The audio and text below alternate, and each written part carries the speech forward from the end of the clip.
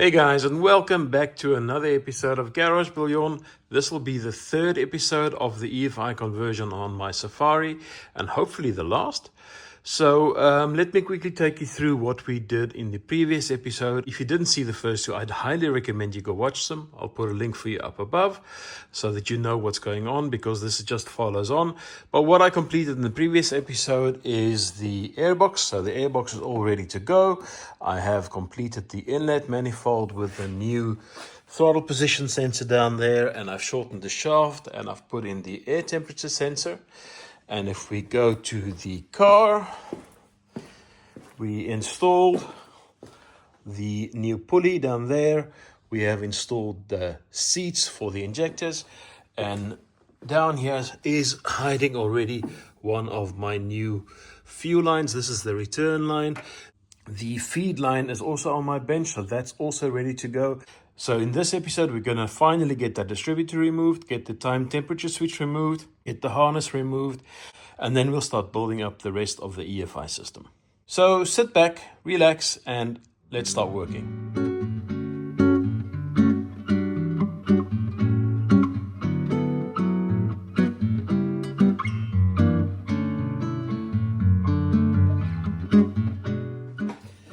All right, so let's start by loosening the adjustment nut.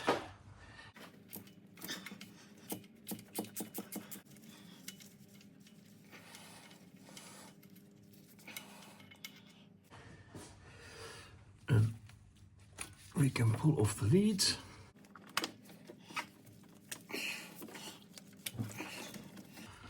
Okay.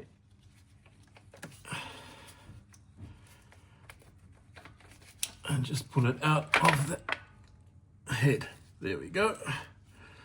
Ah, there's still this wire. Yes. There we go.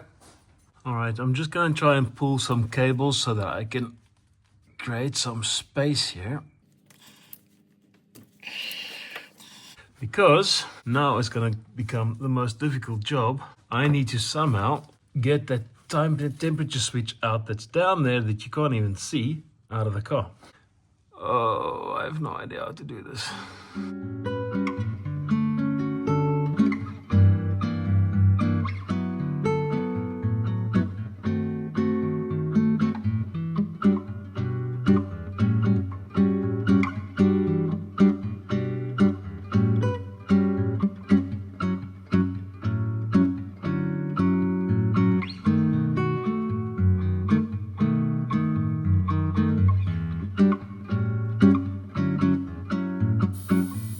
So I have no idea how I'm going to put the stuff back, but I've got it out. And there we go. That's the whole engine harness out of the car. So this is the guy we are after now. All right, so let's get the old thermo time switch out. This one's actually not even that old. I think it's 2 years old. I did this when I did the clutch. It's coming out nicely still, which is good.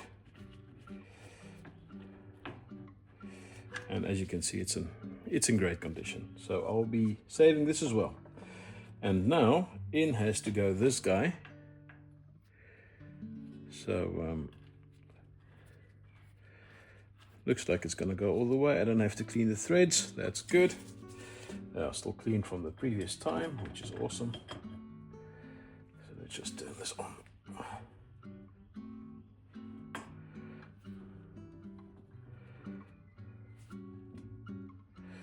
I think that's good. Yeah, that looks good to me. And now we turn this guy something like that. All right, we can start putting stuff back in the car. Many minutes later. I now have the new wiring harness connected on its first component, and that's the oil pressure sensor at the back of the block. So the next thing for me to do is to bring back the block where we put the temperature sensor in. I wish I could give you advice on how to do this. My only advice is try to free your mind and don't get angry, don't get frustrated. Just work this thing one little bit at a time, and you will get there. Sounds like I'm repeating myself across all of these episodes, but that really is the way to do it. So now I'm going to get that housing on, and then we can hopefully move on to something a little bit more simple.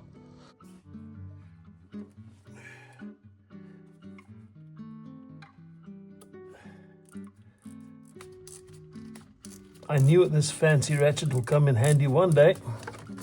That day is today.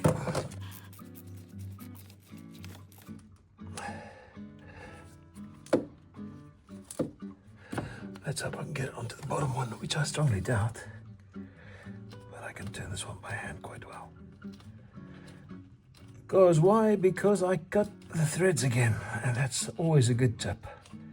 Always recut your threads.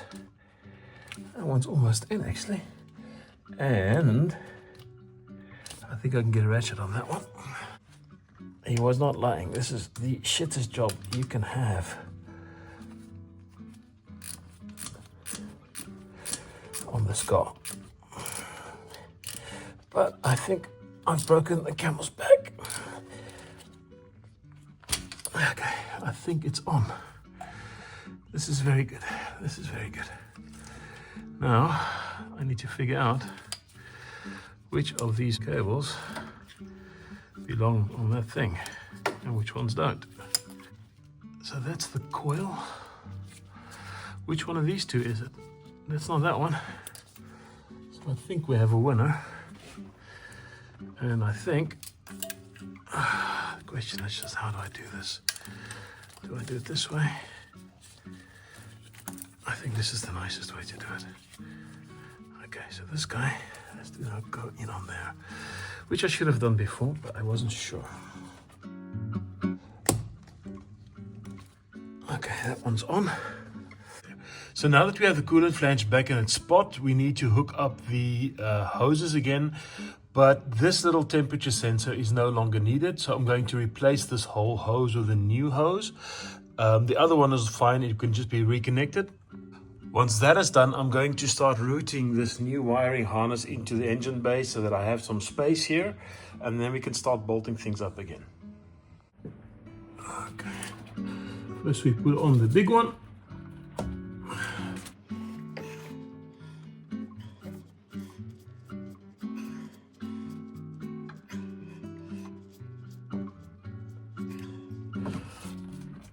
That should be good enough. Let's get this wiring harness in, and then we can look further.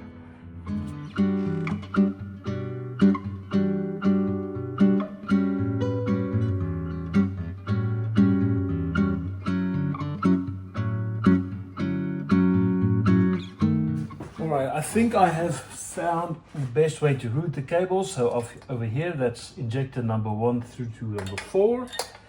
I have over here, come with me, this is the throttle position sensor plug. Back here I've already connected up the oil pressure sender, and I've connected up the coolant temperature sender, and I've also connected the ground. I now need to connect this guy into here, which goes like this, and just be careful because I see that these pins are not quite straight. And there we go, so that's in. This little green wire needs to connect up to, I believe, this. So I'll send it through the back here, I think, like that. I still have a couple of wires that I'm not sure what to do with, so I'll find out. I also have the air temperature sensor here. So that goes there, and now I've got the harness running for the new ECU over there.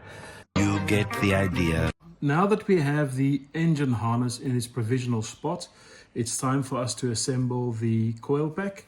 And we start by bringing this plate together with this little standoff. And the first thing we do is we give it some Loctite so it doesn't vibrate loose. The orientation doesn't really make a difference as it's round at the bottom, so oops, I need my bit.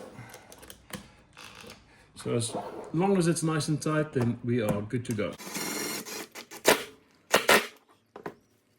And that should be good enough. Let me just wipe off the excess that popped through. We don't want that. There we go. And now we just position the coil pack on top like this, and we drop through the bolts.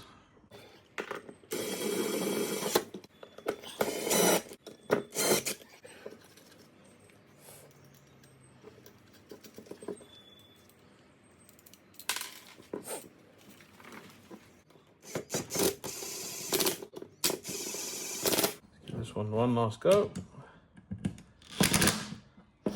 All right, and that is the coil pack assembled. Make sure before you put the coil pack in that you transfer this little plastic gasket that came from your other distributor, or buy them new, and then you can put this guy into the slot of your distributor. There we go. All we have to do now is bring in the plate that holds the distributor in its spot and turn on the nut. Doesn't matter which way. I see this is not a lock nut. Let's get this guy behind here like that. Is that the right one? Yes. Okay. Then we tighten this up.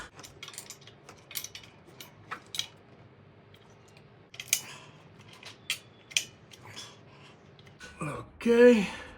All right, and then it should be a matter of us clicking this guy in.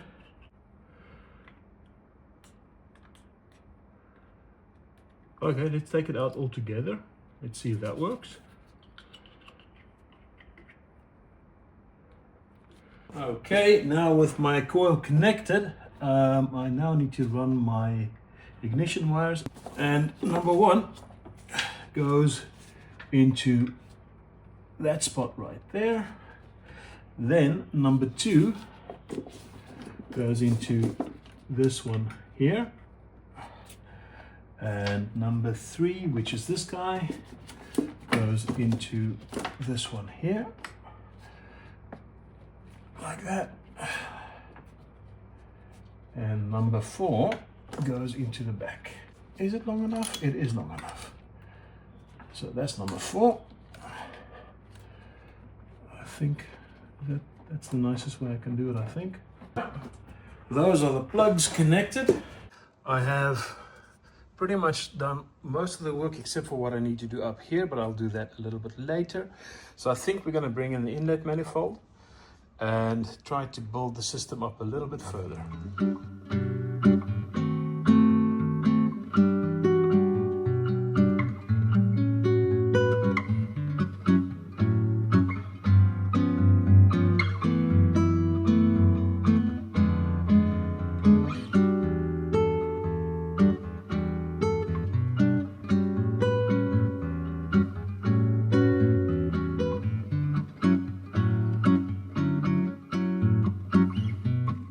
Now I have the brackets all tied up. I think it is actually easier for you to do this without the airbox. So when you're stripping your engine, I think take out the airbox first. It does make it a little bit easier. You'll still struggle with this back one because the dipstick is in your way. There's a lot of stuff there, but it makes it a little bit easier to maneuver in here with the airbox gone. As you can see, I've taken this wire and I've also zip tied it to this bracket, so it's nice and far away from the block. I have put in the bolts at the bottom of this manifold. The nuts I haven't done yet because it's now time for us to bring the injectors into the block. So let's quickly go to my bench, get that all set up, and then we'll come back here and put the injectors into the engine. We are going to need these little hats, and each hat gets an O-ring. There are 4 brackets. Some of them have 1 hole, some of them have 2 holes. The ones with the 1 hole goes in number 1 and 2, and the ones with 2 holes goes in cylinders 3 and 4. And we have 4 injectors. Let me just show you what they look like. Yeah. And there you go, that's what this guy looks like. It's got a fairly long nozzle. Other than that, it looks like a fairly standard injector. So let's go get these 4 guys into the car, get the caps on, and then we can start bringing lines in. So in theory, they should just pop in like this. And then let's bring on the cap. Okay. We're gonna have to take this off again. Moments later. Okay, let's try again. Now it should go on.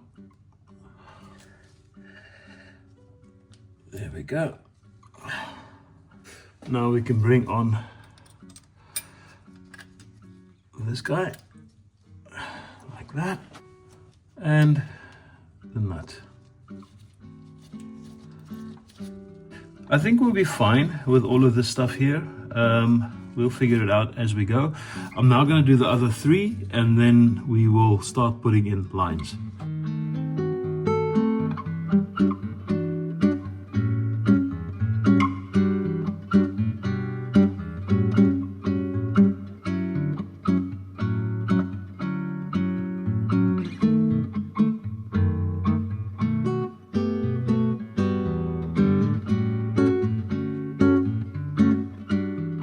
So now I have all the injectors in their spot. I've got the earth strap in there. I've attached this. I've installed the auxiliary air valve. I've plugged in the throttle position sensor, and I've also plugged in the air temperature sensor. So we are pretty much done with plugging in stuff. What I now need to do is bring in the fuel lines and see how I can route them. I already think that this guy is no longer needed, but I'm hoping I can still use this one. So let's get those 4 fuel lines attached. Right. So this is the longest one I've got. Let's start screwing it in.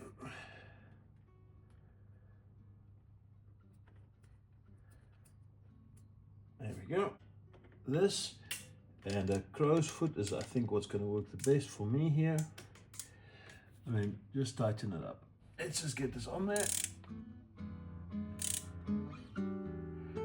That's good. All right, so that's the first line on. That's number 4. Let's get the rest done.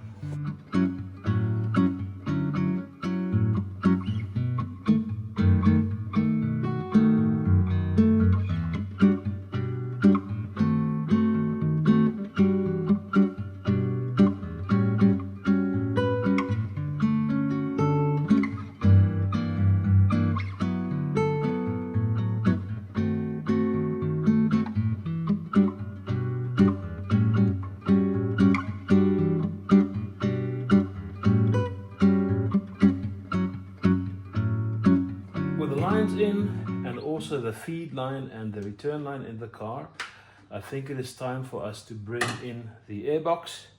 And now that I'm looking at it, I'm realizing I haven't done this vacuum line yet. Ha ha ha. So I'm going to do that quickly.